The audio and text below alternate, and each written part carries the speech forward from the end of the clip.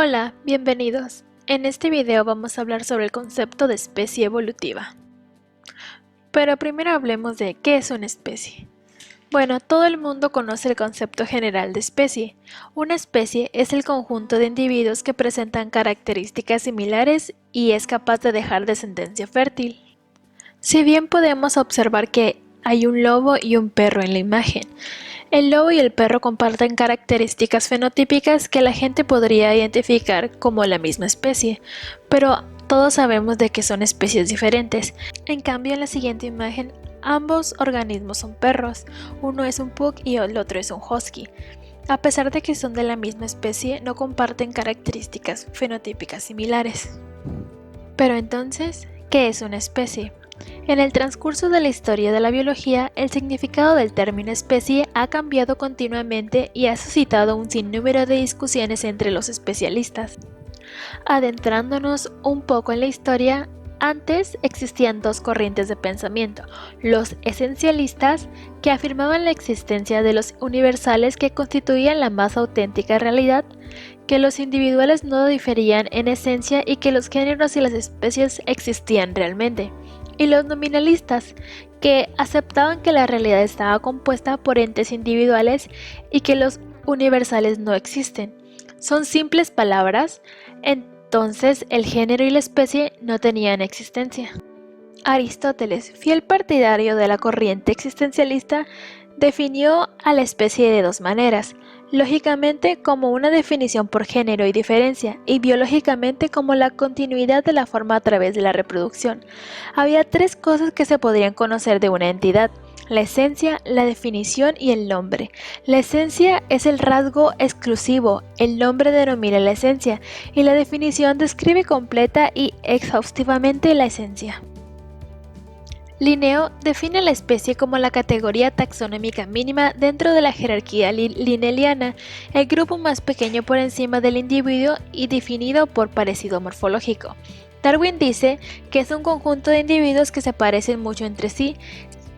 Existen diferentes conceptos de especie, pero nosotros nos adentraremos en el concepto de especie evolutiva.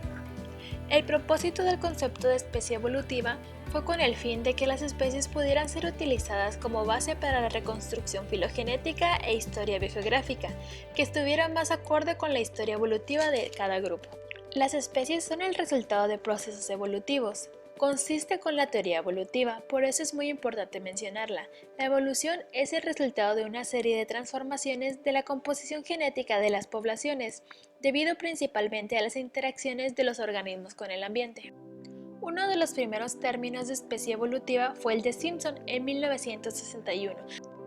Una especie evolutiva es un linaje, una secuencia de ancestro-descendiente que evoluciona unitariamente en papeles y tendencias y separadamente de otros linajes. Wheeling en 1978 dice que una especie es un simple linaje de poblaciones de organismos los cuales mantienen su identidad compartiendo tendencias evolutivas y destino histórico diferente a otros linajes.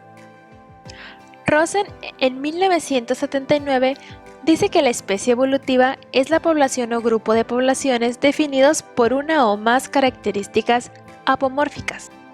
Eldredge y Cochrane en 1980 dicen que una especie es un grupo diagnosticable de individuos dentro del cual hay un patrón parental de ancestría y descendencia, que exhibe un patrón ancestral de ancestría y descendencia filogenética entre unidades de clase semejante. Nelson y Planick en 1981 dicen que las especies son simplemente las muestras más pequeñas de organismos detectadas que se autoperpetúan y que tienen un conjunto de características únicas. Hoy en día existen numerosas definiciones de especie que compiten entre sí como hipótesis rivales. Maiden ha señalado la existencia de hasta 20 conceptos distintos de especie en la actualidad, pero aún no hay una definición que satisfaga las necesidades y criterios de cada rama relacionada con las especies.